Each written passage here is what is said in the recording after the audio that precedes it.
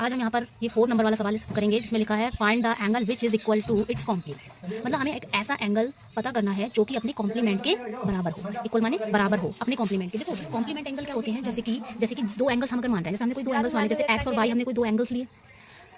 अब क्या होता है, कॉम्प्लीमेंट एंगल वो होते हैं जैसे कि जिन दो एंगल्स का सम 90 डिग्री होता है। पीछे हम बता चुके हैं कई बार, जिन दो एंगल्स का सम 90 डिग्री होता है वो कॉम्प्लीमेंट्री एंगल होते हैं। और ये जो दो एंगल्स होंगे, जैसे हमने मान लिया एक एंगल 45 डिग्री का है और दूसरा भी 45 डिग्री का है। अगर हम इनका सम निकालते हैं तो वो सम कितना आ जाएगा, 90 डिग्री हो जाएगा। 90 डिग्री हो जाएगा।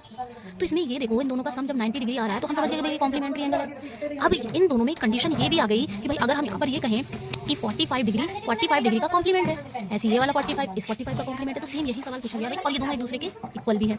तो यहाँ पर जो 4 नंबर का जो सवाल है वो इसी बात पर मतलब यही बोल रहा है कि बताइए कि भाई वो एंगल कौन सा है।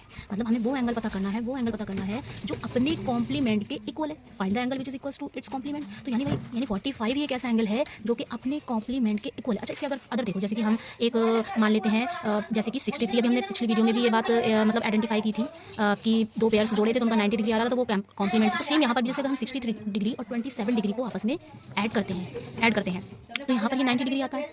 अब भाई 63 27 का कॉम्प्लीमेंट है, ऐसी 27 63 डिग्री का कॉम्प्लीमेंट है।